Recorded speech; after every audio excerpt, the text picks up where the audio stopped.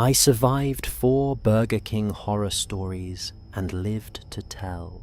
Story 1. The Drive-thru. Part 1. My name is Terrell, and I was 21 years old when this happened. I worked the closing shift at a Burger King in rural Georgia, about 50 miles south of Atlanta. It was a Wednesday night, 10:45 p.m., and the restaurant was about to close. I was alone at the drive-thru window while my co-worker handled the kitchen cleanup.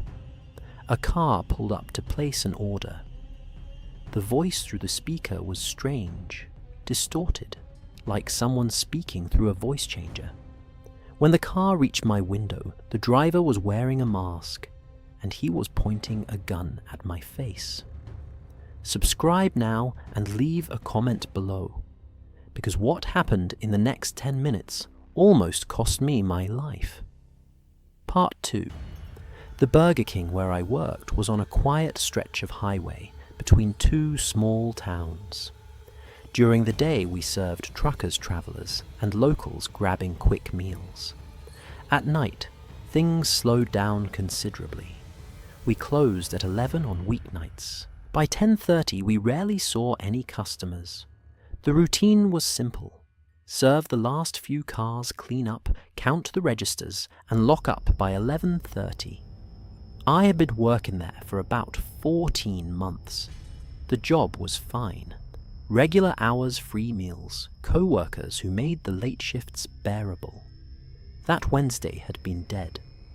By 9:30, we had not seen a customer in over an hour. My co-worker Marcus was in the back breaking down the kitchen equipment. My manager had left at 9, trusting us to close properly. By 10:45, I was ready to start shutting down the drive-thru. Then a car pulled up to the speaker. "Welcome to Burger King. What can I get for you tonight?" The voice that responded made my blood freeze. It was distorted, mechanical, like someone speaking through a voice modulator. "Give me everything in the register, or I will kill everyone in that building." Part 3. I stood frozen, my finger still on the headset button. "Sir, What?" "You heard me. When I pull up to the window, you're going to hand me all the cash. If you call the police, if you hit any panic buttons, I will come inside and kill you both. I can see your co-worker in the kitchen. I have been watching for an hour." He had been watching us. He knew we were alone. Okay, I will give you the money. Just stay calm." "I am calm. You are the one who should be worried. Pull around to the first window." I heard the car engine rev. I looked at Marcus in the kitchen. He was focused on scrubbing the grill, oblivious to what was happening. I could not warn him. Not with the gunman watching. The car appeared at my window. Part 4. The driver was wearing a black ski mask. Only his eyes were visible cold and unblinking. He was holding a pistol pointed directly at my chest. "Open the register, now!" I pressed the button. The drawer slid open. "Put it all in a bag, slowly. No sudden movements." I grabbed a paper bag and started transferring the cash. Maybe $300. Not much for a robbery, but enough to get someone killed. That is it.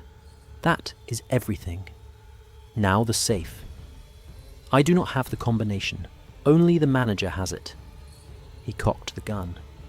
Wrong answer. I have been watching this store for 2 weeks. I know you are the shift supervisor. I know you can open the safe. 2 weeks. He'd been planning this for 2 weeks. "It is in the office. I have to go to the back. Then we will both go. Get out of the window." Part 5. I walked slowly toward the back of the store, the gunman right behind me. Marcus looked up from the grill. "Terrell, what is going?" He saw the gun. He saw the mask. "Get on the ground," the gunman said. "Face down, hands behind your head." Marcus complied, immediately lowering himself to the kitchen floor. "Now the safe," the gunman said to me. "Move." We walked to the office. The safe was a floor model hidden under the manager's desk. "Open it." I knelt and entered the combination. My hands were shaking so badly I had to try twice. The safe clicked open. Inside was the night deposit, maybe $800. He grabbed the money and stuffed it in his jacket. "Now we have a problem. You have both seen me." "We haven't seen anything. You are wearing a mask. We could not identify you." "But you have heard my voice. You know my height, my build." He raised the gun. Part 6. The back door crashed open. A cop stood in the doorway, weapon drawn. "Police, drop the weapon." The gunman spun toward the officer. I dove behind the desk. Gunshots, 2, 3, 4. The sound was deafening in the small office. Then silence. I heard footsteps. Someone calling for backup. Someone asking if I was okay. I looked up. The gunman was on the ground, bleeding from his shoulder. His gun had skidded across the floor. The officer was cuffing him while radioing for an ambulance. "You okay, kid? How did you know? How did you know he was here?" Silent alarm. Someone triggered it about 5 minutes ago. I looked at Marcus, who was climbing to his feet in the kitchen. He held up his hand. He was holding a small remote, the panic button. We each carried one. He had triggered it when the gunman was not looking. Part 7. His name was Raymond Earl Hutchins, 39 years old. He had robbed 7 fast food restaurants across 3 states over the past 2 years. Always at closing time. Always targeting stores with minimal staff. In 3 of those robberies, employees had been shot. 1 had died. The police found a notebook in his car with detailed observations about our store, our schedule, our staffing, when the manager left, how much cash we kept in the safe. He had been planning this for weeks. Raymond Hutchins was charged with armed robbery assault, with a deadly weapon and murder in connection with his previous crimes. He is serving life without parole. Part 8. I quit my job at Burger King the week after they arrested him. I could not work closing shifts anymore. Every time a car pulled up to the drive-thru, I tensed. Every time I heard a distorted voice, I froze. The company changed their policies after what happened. Better panic buttons, security cameras that alert police automatically, a policy against closing with fewer than 3 employees. But none of that erases what almost happened. I was seconds away from being shot. The only thing that saved me was Marcus thinking fast enough to trigger the silent alarm.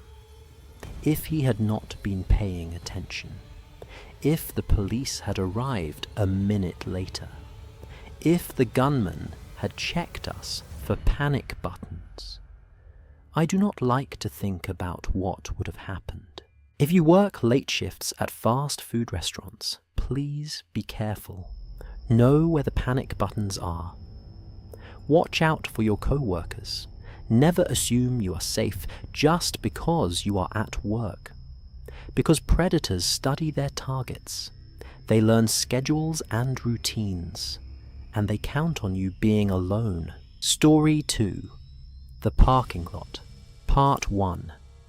My name is Jasmine, and I was 27 years old when this happened. I'd stopped at a Burger King in suburban Houston, Texas, to grab a quick dinner after a late meeting. It was a Thursday night, around 9:15 p.m., and the restaurant was moderately busy. I ate my meal inside, scrolled through my phone for about 20 minutes, then walked out to my car. That is when I noticed the van. A white cargo van with no windows parked directly next to my driver's side door. It had not been there when I arrived. The engine was running, and through the windshield I could see two figures watching me. Subscribe now and leave a comment, because what was waiting in that van almost ended my life. Part 2.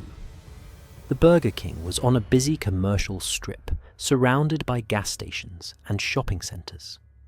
During the day, the parking lot was always full. At night, things thinned out, but there were usually enough customers around to feel safe. That Thursday, I had worked late on a project. By the time I left the office, I was starving and exhausted. The Burger King was on my route home, a convenient place to grab food without having to cook. I arrived around 9. The parking lot was about half full. I found a spot near the entrance and went inside. The restaurant was moderately busy. Families finishing late dinners, teenagers hanging out, a few solo diners like myself. I ordered a Whopper combo, found a table near the window and ate slowly while catching up on emails. By 9:30, I was ready to head home. I threw away my trash, pushed through the exit, and walked toward my car. That is when I saw the van. Part 3. It was parked in the space directly to the left of my car.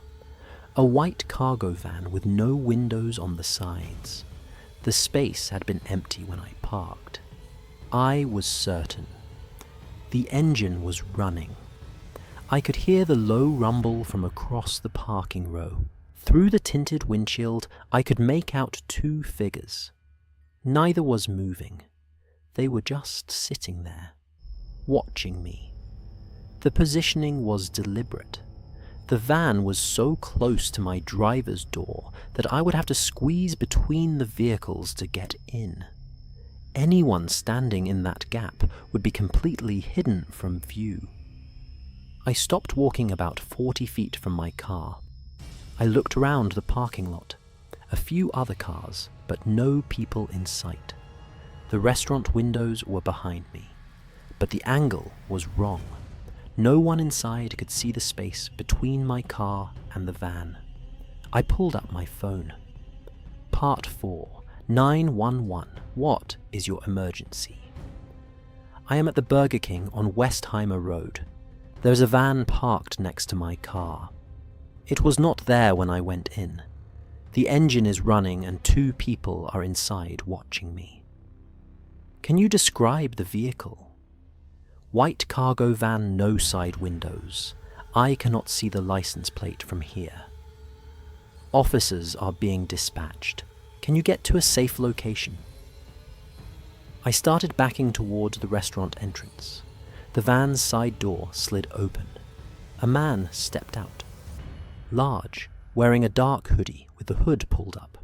He started walking toward me. "Hey, miss, you dropped something back there." I did not stop. I turned and ran toward the restaurant. Part 5. I burst through the door and ran to the counter. "Call the police. There is a man chasing me in the parking lot." The employees looked past me through the glass windows. The man had stopped about 30 feet from the entrance. He was standing there watching me through the glass. Another man had gotten out of the van. They stood together conferring, then walked back to their vehicle.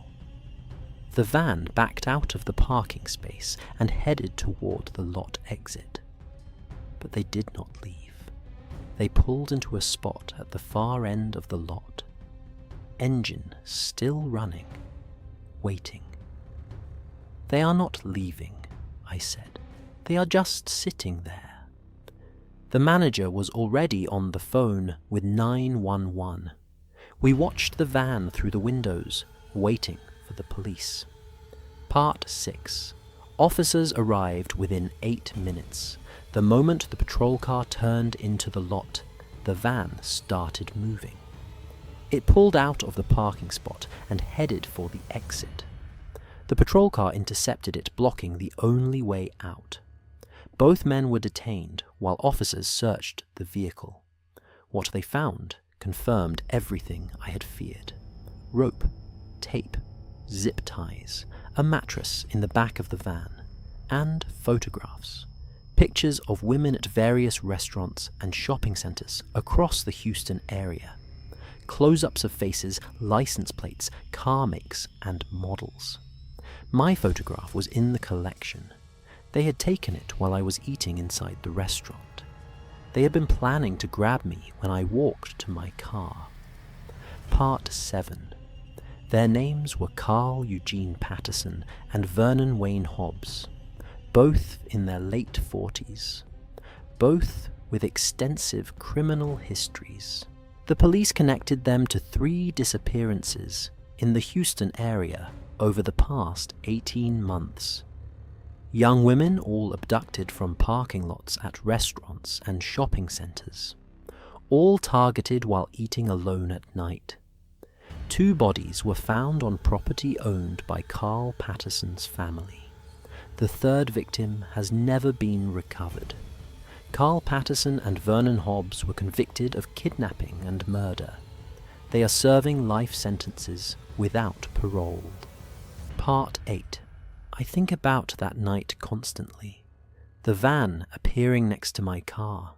The man walking toward me. The words he called out about something I dropped. If I had not noticed the van. If I had walked to my car without looking. If I had stopped when he called out. I would be another missing woman. Another photograph in their collection.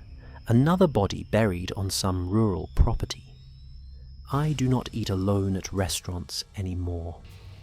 When I do go out, I park near entrances under lights where I can see my car from inside. Some people think I am overreacting. They did not see what was in that van. They did not see the photographs of all the women who were not as lucky as me. If you ever find a van parked too close to your car, especially one that was not there when you arrived, do not approach. Go back inside, call the police, because sometimes the van is not there by accident. Sometimes it is waiting for you. Story 3. The Bathroom, Part 1. My name is Deshawn, and I was 24 years old when this happened. I stopped at a Burger King in suburban Denver, Colorado during a road trip. It was a Saturday afternoon around 2:30 p.m., and the restaurant was busy with the usual weekend crowd. I needed to use the restroom before getting back on the highway. The men's room had 2 stalls and 2 urinals. One stall was occupied. I could see feet under the door. But the feet were facing the wrong direction, facing the wall, facing the gap where someone could look into the adjacent stall. Subscribe now and leave a comment below, because what I discovered in that bathroom still haunts me. Part 2. The road trip from Denver to Salt Lake City was about 8 hours. I had left early, hoping to arrive by evening. By 2 in the afternoon, I needed a break. Food, bathroom, coffee. The Burger King appeared at the right exit, and I pulled in without much thought. The restaurant was busy with the Saturday lunch crowd.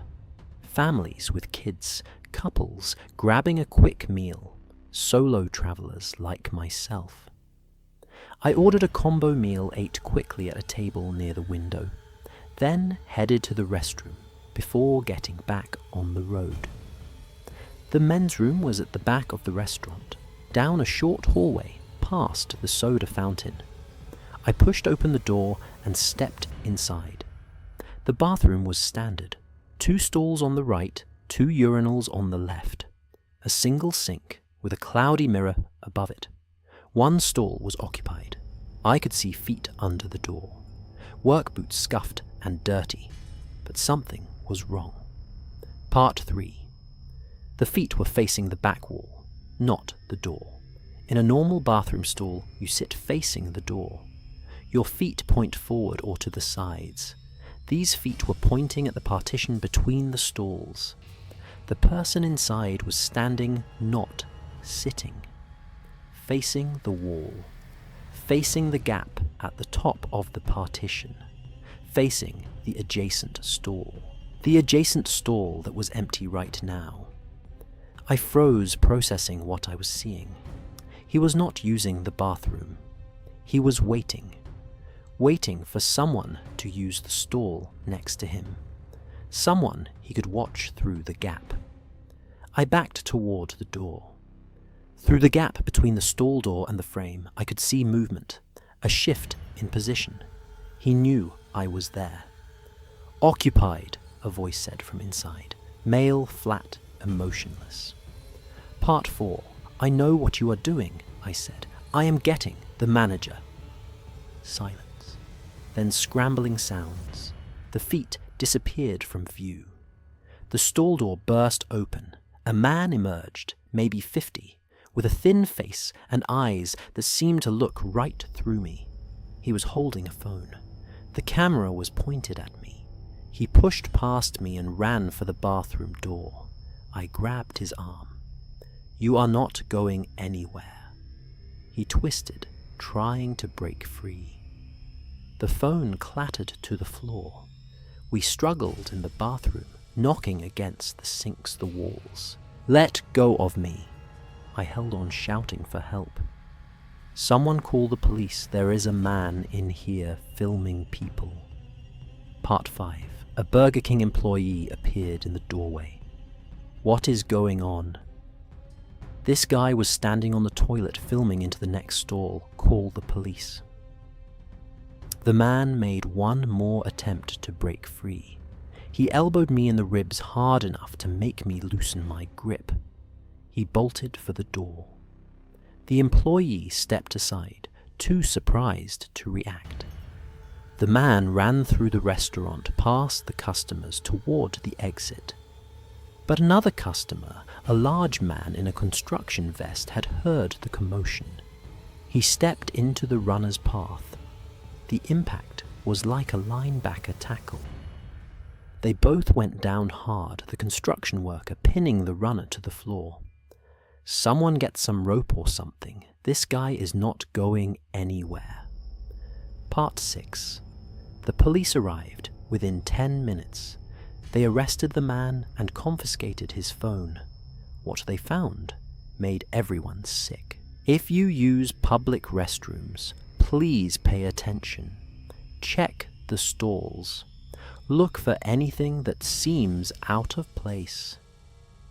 Trust your instincts when something feels wrong, because you never know who might be watching. Story 4. The Closing Shift, Part 1. My name is Marcus, and I was 20 years old when this happened. I worked the closing shift at a Burger King in suburban Memphis, Tennessee. It was a Monday night, 11:15 p.m., and the restaurant had been closed for 15 minutes. I was alone in the back cleaning the fryers and preparing for the morning crew. My co-worker had gone home sick, and my manager had left early for a family emergency. That is when I heard glass breaking, coming from the front of the store. Someone was smashing through the locked front door. Subscribe now and leave a comment, because what came through that door almost killed me. Part 2. The Burger King where I worked was in a busy commercial area, but at night the surrounding businesses closed and the streets emptied. By 11 p.m., we were usually the only lights on for blocks. Closing shift was typically a 2 or 3 person job. One person cleaned the kitchen, one handled the dining area, and the manager counted the registers and prepared the deposit. That Monday, everything had gone wrong. My co-worker, Aliyah, had started feeling sick around 9. By 10, she could barely stand. Go home, I told her. I can handle the rest. My manager had received a call around 10:30. Family emergency. Something about her mother being taken to the hospital. Can you finish closing by yourself? Everything is prepped. You just need to clean and lock up. I said yes. I had done it before. Not often, but enough times to know the routine. By 11, the last customers had left. I locked the front door, turned off the dining room lights, and started my closing duties. I was scrubbing the fryers in the kitchen when I heard the crash. Part 3. Glass shattering. The distinctive sound of a window breaking. Then more breaking. Someone smashing through the front door. I grabbed my phone and crouched behind the fryer station. 911. What is your emergency? Someone is breaking into my store, Burger King on Elvis Presley Boulevard. I am the only employee here. Officers are being dispatched. Stay hidden if possible. I heard footsteps crunching on broken glass. Someone walking through the dining area. I know you are here. A male voice, rough and aggressive. I saw you through the window. Come out and no one gets hurt. I stayed hidden, my heart pounding. The footsteps moved closer, through the kitchen, past the grill station. Make this easy on yourself, just want the money. I could see his shadow moving along the wall. He was maybe 20 feet away, 10 feet. Part 4. He rounded the corner of the fryer station and found me crouched on the floor. He was maybe 35, with a shaved head and wild eyes. He was holding a baseball bat. There you are. Get up. I stood slowly, my hands raised. Where is the safe? In the office. But I do not have the combination. Yes, you do. I have been watching this place. You are the one who closes. You count the registers. You opened the safe. He had been watching. He knew my routine. Okay, I will take you to the safe. We walked to the office. The safe was under the desk, a small floor model. Open it. I knelt and entered the combination. The safe clicked open. Inside was the night deposit, maybe $600. He grabbed the money and stuffed it in his jacket pocket. Is that it? That is all? That is everything. I swear. He looked around the office, searching for more. His eyes landed on me. You have seen my face. Part 5. He raised the baseball bat. I grabbed the fire extinguisher from under the desk and swung it at his knee. It connected with a crack. He screamed and went down the bat, clattering to the floor.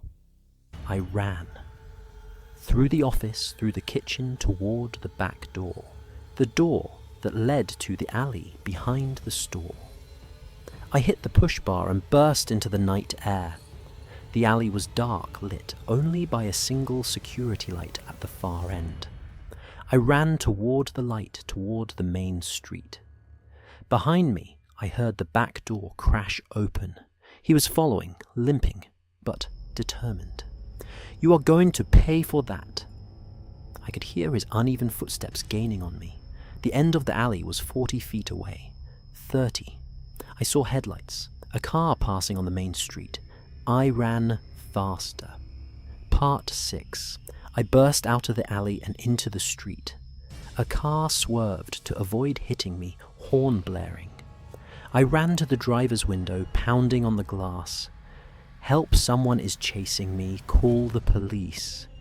The driver, an older woman, looked at my face and saw the terror there. She grabbed her phone. I looked back at the alley. He was standing at the entrance, watching me. The baseball bat was still in his hand. He saw the woman on the phone. He saw the car stopped in the middle of the street. Then he turned and ran back down the alley. The police arrived within 5 minutes. They searched the area, but did not find him. But the security cameras had captured his face. and the fingerprints he left on the baseball bat matched records in the system. Part 7. His name was Douglas Ray Patterson, 37 years old. He had robbed 4 fast food restaurants over the past 6 months, always at closing time, always targeting stores with minimal staff. In one of those robberies, an employee had been beaten badly enough to spend a week in the hospital. The police caught him 3 days later attempting the same approach at a Wendy's about 20 miles away. Douglas Patterson was convicted of armed robbery and assault. Given his history, he was sentenced to 12 years in state prison. Part 8. I quit my job at Burger King the week after they arrested him. I could not work closing shifts anymore. Every sound made me jump. Every shadow seemed threatening. Every car that pulled up after dark made my heart race. The company changed their policies after what happened. No employee closes alone. Better locks on all doors. Panic buttons that connect directly to police dispatch. Security cameras that are monitored remotely. But none of that erases what almost happened. I was alone in that restaurant with a man who had hurt people before. The only thing that saved me was the fire extinguisher I happened to grab, and the woman who stopped her car when I ran into the street. If she had not been driving by at that exact moment, if she had not seen the fear on my face, if she had not called the police. I do not like to think about what would have happened. If you work closing shifts, please be careful. Never close alone if you can avoid it. Know where the weapons are, even improvised ones. Have a plan for emergencies, because predators target people who work late. They watch the stores, they learn the routines, and they wait for the moment when you are alone, the end. If these stories scared you, leave a comment below and tell me which one was the most terrifying. And remember, the next time you stop at a Burger King or any fast food restaurant, pay attention to your surroundings. Watch for vans parked too close to your car. Check the bathroom before you use it. And if you work closing shifts, never assume you are safe just because the doors are locked. Because predators are patient. They study their targets, and they are waiting for the right moment to strike. I survived these encounters. Not everyone is so lucky. Stay safe out there.